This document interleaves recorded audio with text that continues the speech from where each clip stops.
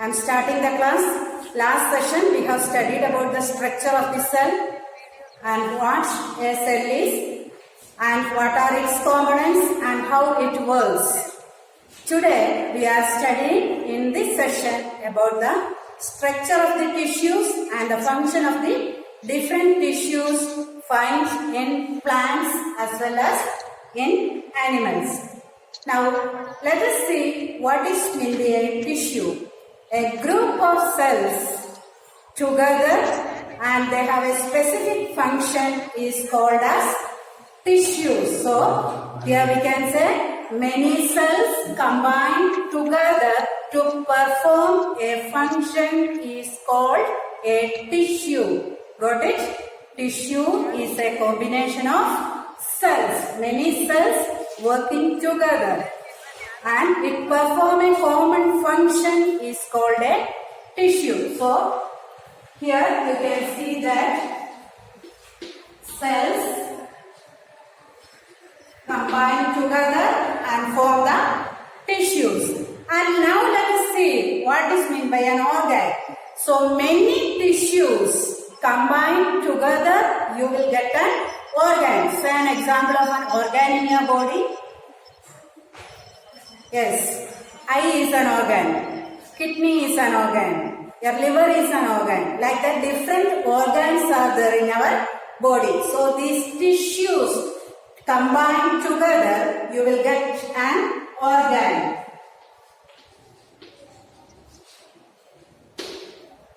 And many organs combined together, it is called as an organ system. Can you say some organ system in your body?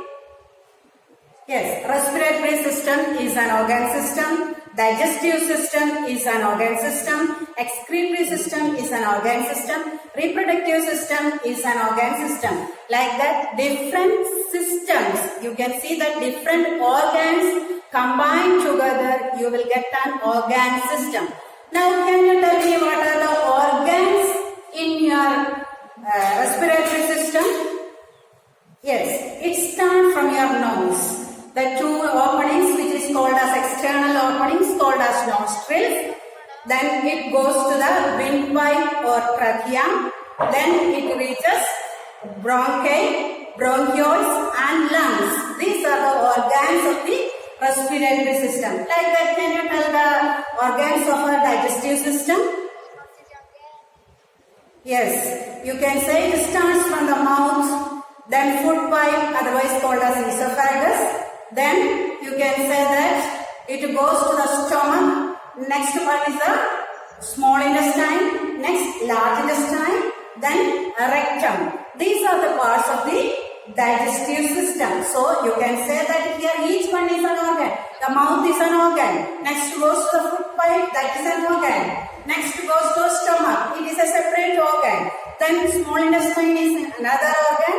Large intestine is another organ. So here what is meant by many organs. So these organs, mouth till rectum, combined together, you will get a system that is called as digestive system. Like that, excretory system consisting of kidney and associated parts.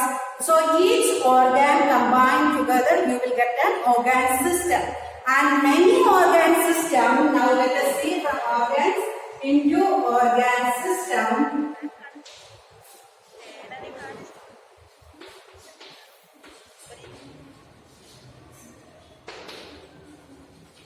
And this many organ system combined together, you will get an organism. Say an example of an organism.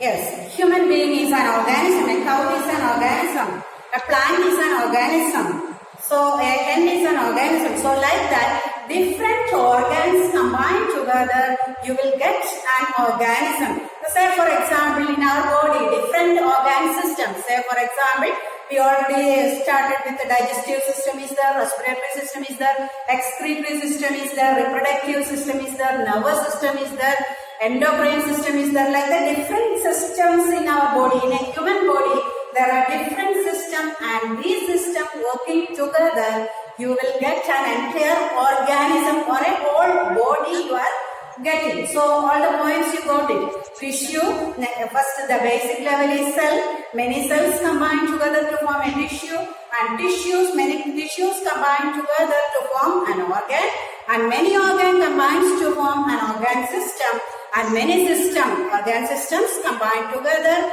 You will get what? An organism. So here in this chapter for today's session, we are studying only about the tissues. What are the different tissues found in plants as well as in animals. First, let us study about the plant tissues. So, mainly you can say that plant tissues are of two types.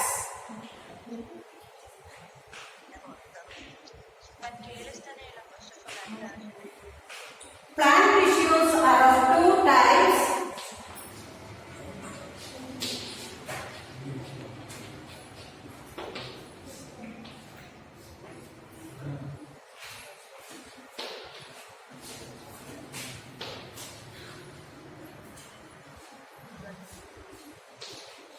So one is called as meristematic tissue and other one is called as permanent tissue. So first let us study about meristematic tissues.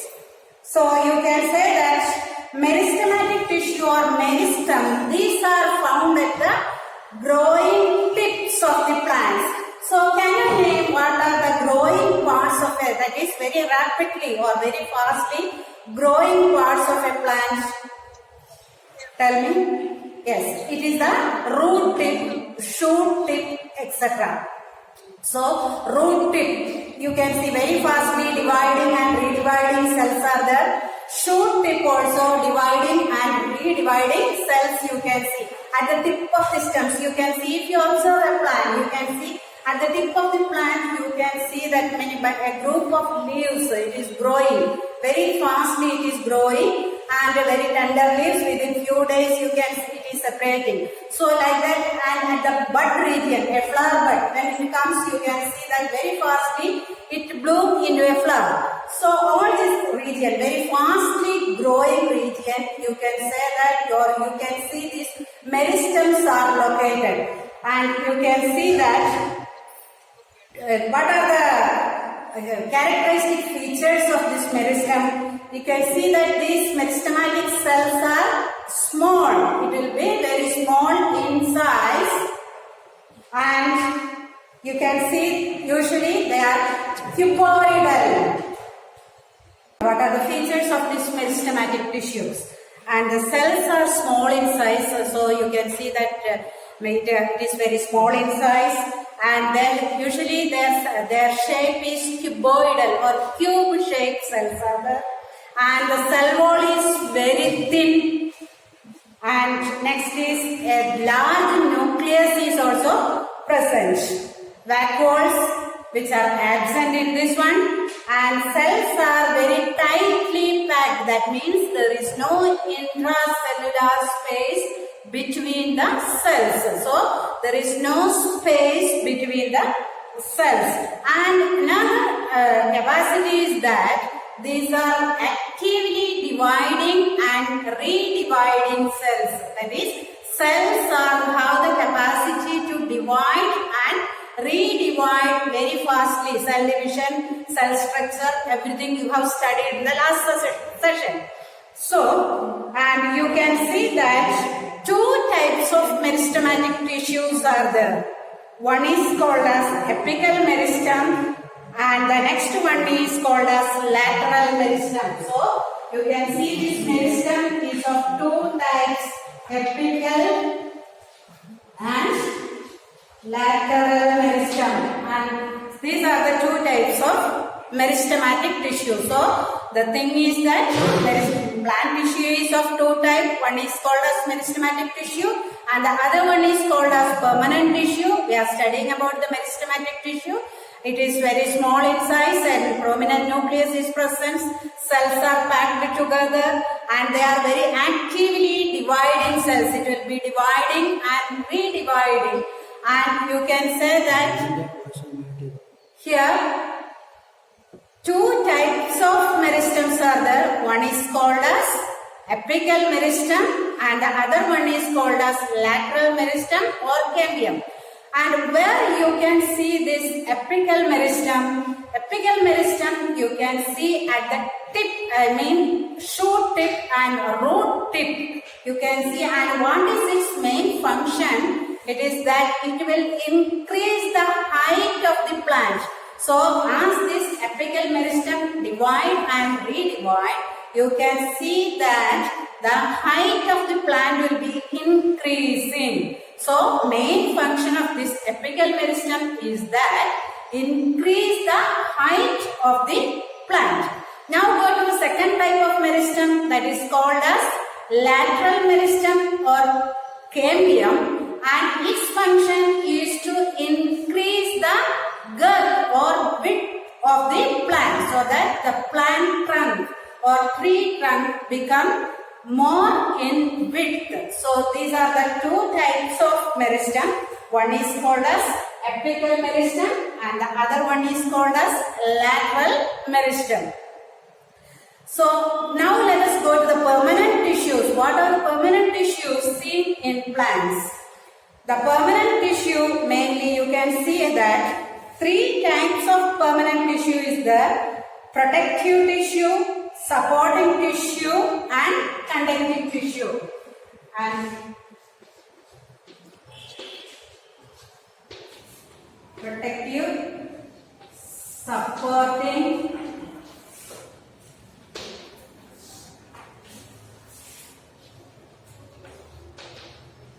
and conducting. So these are the three types of permanent tissue.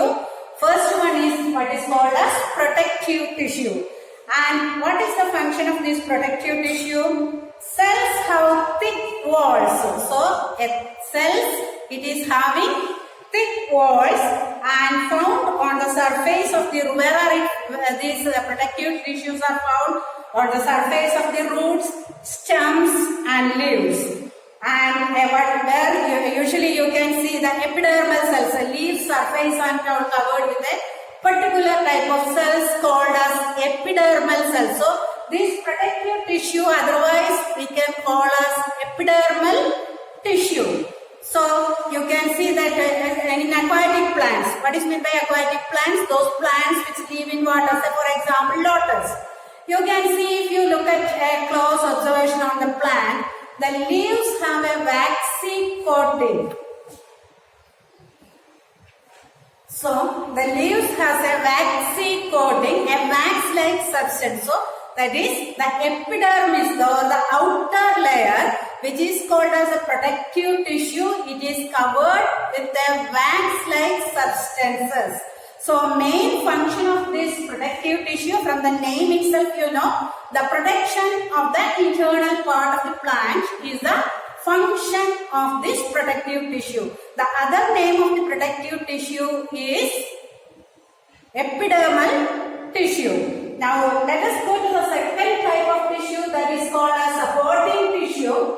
And supporting tissue is of three types. Already last year you came across with this type of tissue. That is, the three types of tissues are parenchyma, collenchyma and sclerenchyma. These are the three types of supporting tissue. Usually in almost all plants you can see these three types of tissues also. So let us see what first we can see the parenchyma. They are thin walled, that is, you can see that very thin walled, and it is a living tissue. Nucleus is present and it is oval, circular or polygonal. So sometimes it may be round in shape, sometimes it is oval in shape, or sometimes it may be polygonal in shape. So it may occur any shape. So first thing, it has thin wall and any shape. It may be round, oval or polygonal in shape. And where it is found in almost all soft part of the plant. You can see that some part of the plant it is very hard and thick, whereas some plant it is very sparse, it is very soft. So all this soft part of the plant, you can see this one. And now let us see what is the function of this parenchyma. It has to some plants, you can see that this will store the foods and it give a temporary support only, not permanent support, because I told you already, it is very delicate, it is very soft, and mainly it is found in almost all the soft part of the plant. You can see that it is a temporary support it has given to the plants. And you can see that some of these parenchyma cells, they have chloroplast. What is meant by chloroplast? Yes, the green pigment which help the plant to prepare the food. What is that process called? Yes, it is photosynthesis. So you can see some of these parenchyma cells have this chloroplast pigment, which is called the green pigment, which is able to trap the sun's energy and to prepare the food. So this you can see that if the parenchyma cells has the chloroplast, it is those parenchyma cells are called as chromoplast. Chromoplast. So parenchyma cells having chloroplast are called as chromoplast. Now let us go to the next second type of tissue, that is called as collenchyma. We can identify under a microscope, we can clearly, if it is collenchyma, we can clearly understand that its corners are thickened. See here.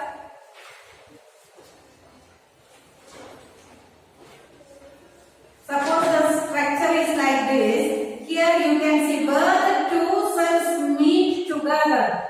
The corners are thickened. So thick corners we can see, and clearly we can identify collenchyma from other tissues. And next, coming to the third and its function, before going to the third tissue, we can see that its function is to give mechanical, because it is very hard in nature, you can say that it gives mechanical support to the plants. Collenchyma gives mechanical support to the plant. And third one is called as sclerenchyma, and it is composed of narrow elongated cells, and these are dead cells. Whereas parenchyma is a living cell, and parenchyma is a living cell.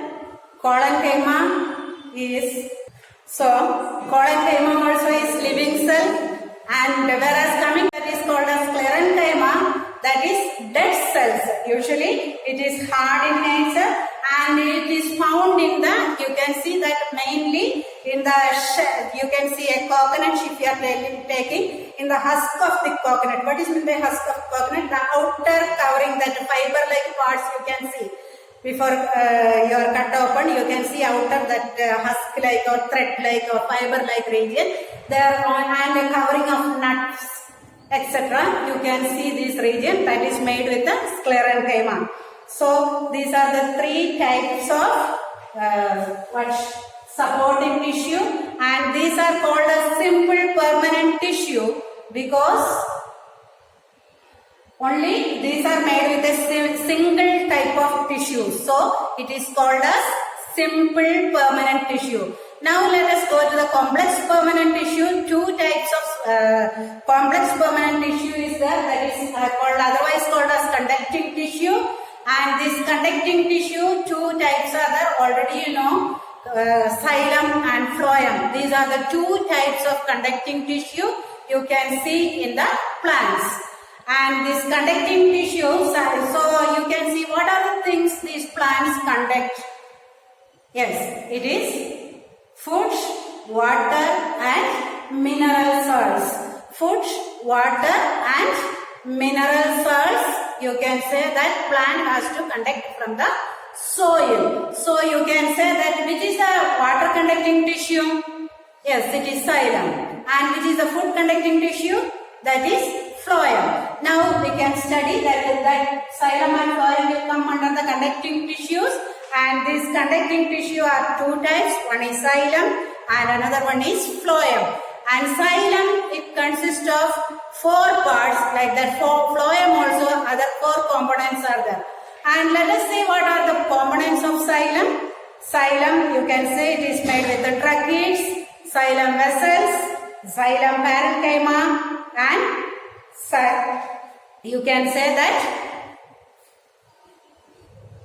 xylem parenchyma and xylem fibers. These are the four components of xylem. Once more, tracheids, xylem vessels, xylem parenchyma and xylem fibers.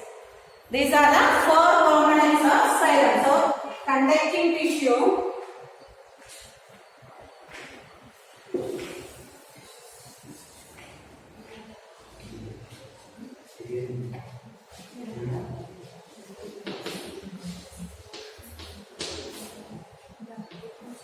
two types is xylem and another one is called as a phloem. So from the name itself you know that the conducting tissue, it conducts the water or what the things the plant is needed, it used to conduct it. Or otherwise you can say that vascular tissue, other name of this conducting tissue is vascular tissue. So I already told you that the four components of conducting tissue is that xylem, tracheids, vessels, parenchyma and fibers. So these are the four components of the xylem. And go to the phloem. Again, phloem also consists of four components.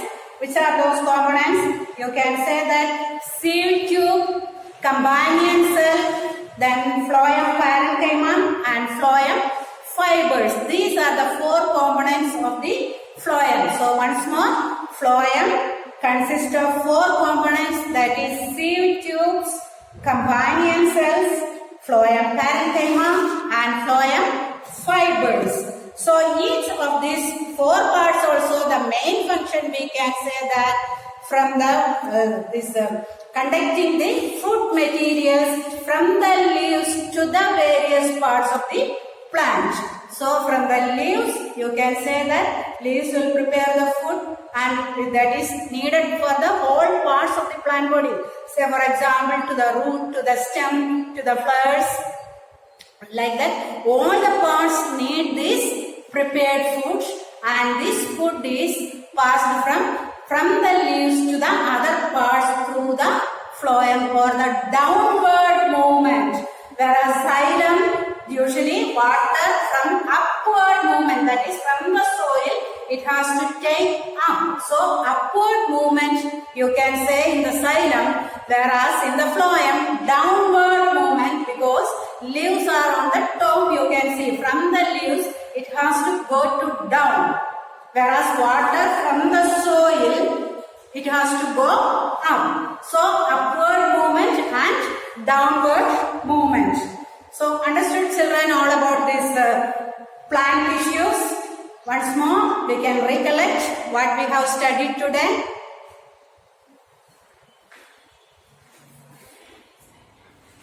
So we studied about tissues. The tissues are of, you can say that plant tissues we have studied today. Plant tissue is of two types. That is, first we can say that meristematic tissue and permanent tissue. Meristematic tissue, it consists of two types. It is apical meristem and lateral meristem. Apical meristem, what is its function? Increases the height of the plant, whereas lateral meristem or cambium, its function is to increase the girth of the plant or thickness of the plant.